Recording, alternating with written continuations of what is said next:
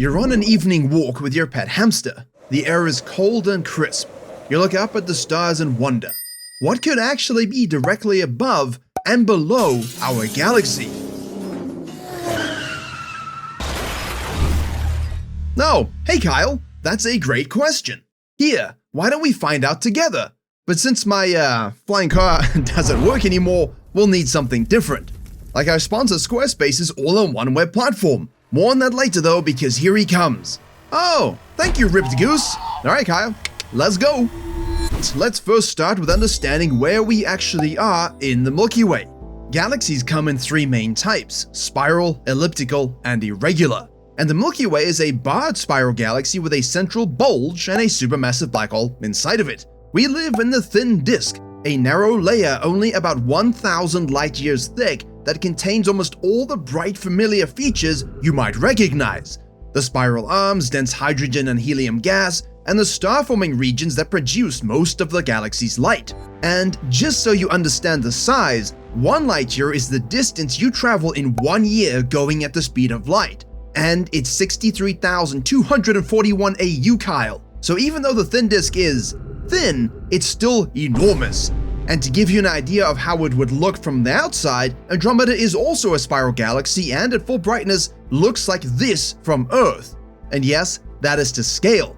So yeah, we live in something like that, hamster. And Kyle, all this means is that yes, galaxies can look flat, but that is far from the truth. Much like how my first pet hamster died was far from the truth. But don't worry, this little guy is safe with us. Anyway, it's time to go directly up and see what crazy will wait for us above the Milky Way first, starting with open clusters. These clusters contain up to tens of thousands of stars that were born together, and they stay close to the middle of the galaxy for millions of years before slowly drifting apart, or dying, or both. Some of these stars are indeed going upward though. However, this confirms to humans that star formation can't happen too far above or below the Milky Way. So, how do they form? Well, these open clusters of stars form directly from the collapse of molecular clouds in the thin disk, the coldest gas in the universe, dense, vertical, and blocking all light. Truly creepy, but the raw hydrogen and helium material needed for stars. And as we move further up through it, we see thinner and thinner hydrogen instead of those dense molecular clouds. In fact, it becomes so thin that no stars can form. But if enough time passes and this gas clumps some more, it can float down and become part of the molecular clouds. Now wait, hold up, what is that? Yes, we've gone straight up, but look back, Kyle! The solar system is in a bubble, bubble. I guess we're the hamsters now. It seems that a series of supernovae millions of years ago perhaps carved out this wide open space. Damn, imagine being there. It would be a glorious celebration of the power and might of the universe, until you atomized. Actually, I once had that as a spa treatment. Yeah, there was no happy ending there. Anyway, we've gone high enough above the solar system and the thin disk that we can now go onto level 2, the thick disk. No, I said disk, you guys in your dirty minds. We are now a few hundred light years above the main thin disk of the Milky Way. And we will be for a while, as the thick disk here is up to 8,500 light years in size. The gas is warmer, thinner, and spread out. This makes star formation extremely rare. And this is the first signal that we are moving above the Milky Way itself. Also, this place is filled with much older stars that formed at the beginning of the galaxy's life. But how do we know that, and where did they come from? Well, these old stars are different than the young, bright populations in the thin disk. They are typically billions of years older, formed at a time when the Milky Way was evolving rapidly. This means these stars are measured by how much of them is not hydrogen and helium, what we call metallicity. Well, the first stars in the universe were basically 100% hydrogen and helium. Then they all exploded, and in the process of fusion made other elements. And because we're lazy, we just called all that shit metals, metallicity. Everything that is not hydrogen or helium is called a metal by astronomers. So the younger a star is in the universe, the higher metallicity it has, because many supernovae had to die in order for it to be born. And supernovae make an absolute boatload of elements, which means the older the star is, the lower the metallicity. Therefore, these old boomer stars in the thick disk show that they were made at the beginning of the galaxy's existence. Cool. Which means they are sun-like, or red dwarfs, or orange dwarfs. You know, small but with longer lives. More cool. That's how it works with stars. The larger you are, the faster you're gonna die. Like how fast I was going to die in that car if I didn't have my built-in airbags. Imagine if I didn't make it.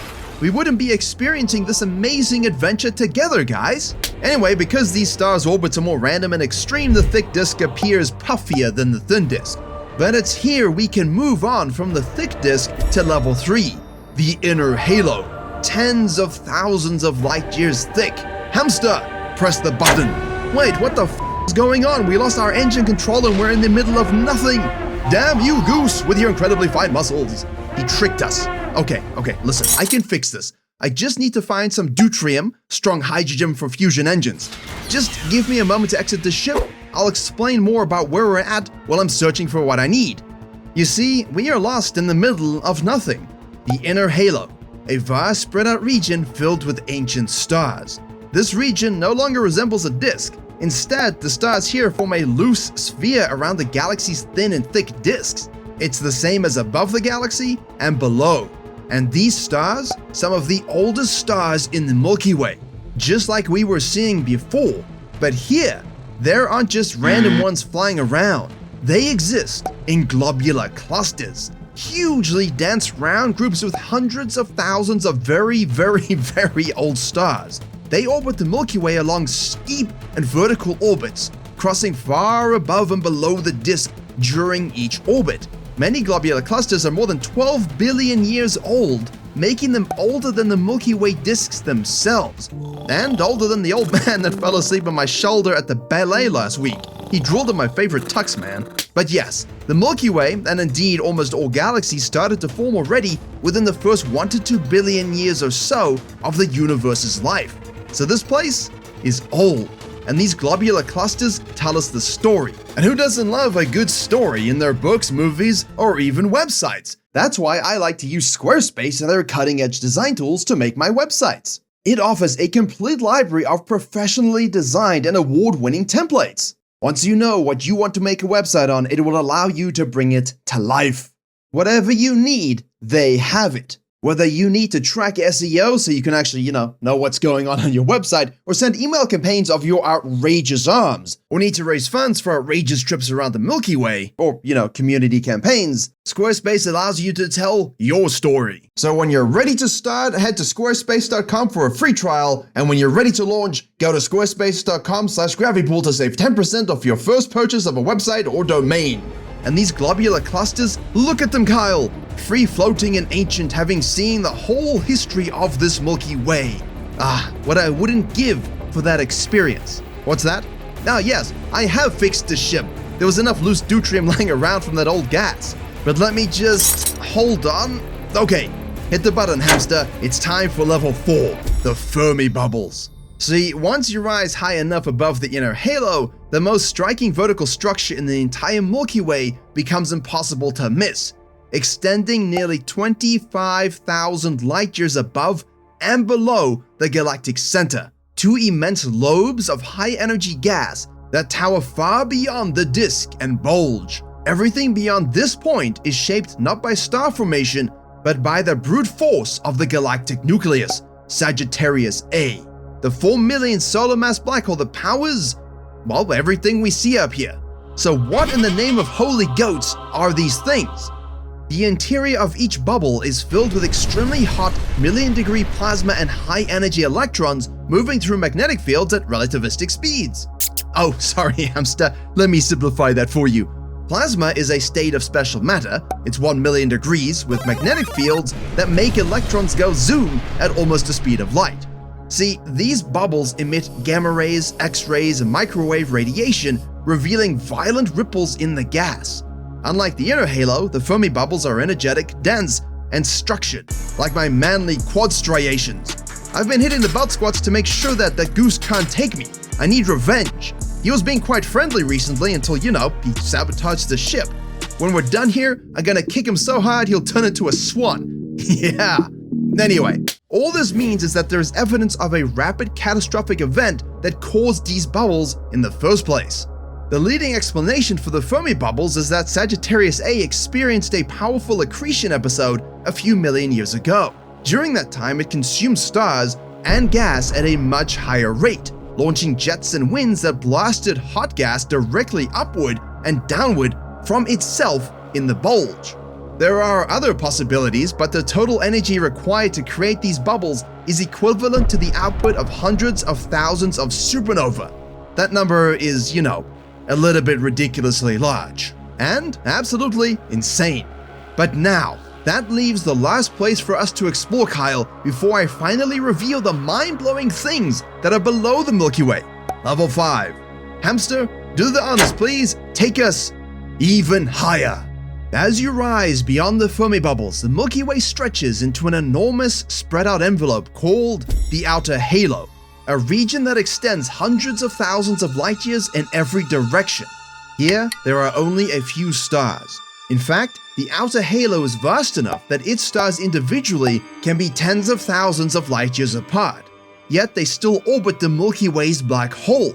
Wait, what's that, Kyle? There's nothing here? No, there is so much here you wouldn't believe it. See that? The Sagittarius stream. This is one of the most dramatic things you can see in the outer halo. It is the torn apart remains of the Sagittarius dwarf galaxy that the Milky Way has been consuming for billions of years. That's right, that is literally the piece of a corpse of another galaxy that the Milky Way has destroyed. And Sagittarius might have just ate its black hole. The remains of this form a gigantic looping ribbon of stars and gas that wraps around the galaxy and passes far above and below the disk, reaching deep into the halo. From this height above the Milky Way, the stream doesn't look like part of the Milky Way at all. It looks like a separate structure orbiting the galaxy in vast arc shapes. Its presence shows just how powerful the Milky Way's gravity is, capable of shredding entire galaxies. But it doesn't end there, my beautiful hamster. Alongside Sagittarius, the halo contains many smaller star streams, each the piece of a past collision or merger. The Helmi stream is a peak example. This is an ancient population of stars once belonging to a small dwarf galaxy that was absorbed by the Milky Way around 8 to 10 billion years ago. These stars now move through the outer halo in orbits that cross above and below the disk. They represent the story of how the Milky Way grew, revealing that the galaxy expanded not only through star formation, but also by murdering smaller galaxies throughout its history. And from here, the halo becomes a map of every object the Milky Way has destroyed. And apparently, it's quite violent. See, the outer halo is also filled with fast-moving hydrogen gas clumps that either fall towards the Milky Way or simply hover here high up in the outer halo and slowly deliver fresh material back into the galaxy for new stars to form. But that is not even the end, Kyle. Oh boy, trust me, it's just getting good. Although the disk, the inner halo, and the outer halo wraps around both sides of the Milky Way equally, not every structure behaves the same way above and below. On the northern galactic side where we've been, the streams and halo stars dominate. But below the disk, a different set of objects take over. One's influenced by galaxies that are literally interacting with the Milky Way right now. Let's teleport there. Here we are, below the Milky Way. And what's the first thing you see? The Magellanic Stream, a 600,000 light-year long ribbon of literal gas pulled from the Milky Way's 2 moons. Oh yeah, we have 2 galaxy moons, actually called satellites by the way. So yes, even our moon is a satellite of the Earth. Anyway, this Magellanic Stream arcs beneath the disk, carrying billions of solar masses of hydrogen through the outer halo. It is one of the largest gas structures connected to the Milky Way and represents the ongoing galaxy interaction actually happening right now. But how? Because there are 2 galaxies responsible for this stream, the small and large Magellanic Clouds. They sit only between 160 and 200,000 light years below the Milky Way's main disks.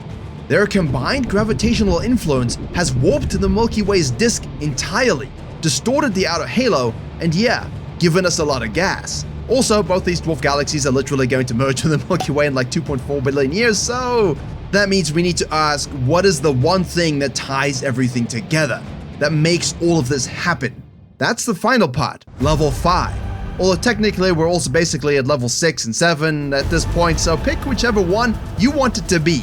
But finally, we are here. The Outer Halo, or just the Halo. And Master Chief won't be able to destroy this one, but what is it exactly? This structure is actually invisible, spherical, and extends for hundreds of thousands of light years in every direction. It contains far more mass than all of the galaxy's stars and gas combined, and its gravitational influence shapes the orbits of every object inside it, even the small and large Magellanic Clouds. And yes, it is thought to be made of dark matter as the ultimate boundary of the Milky Way. Once you reach the edge of it, you have arrived at the true edge of the galaxy, where gravity weakens, the halo thins away, and intergalactic space begins. No more above, no more below.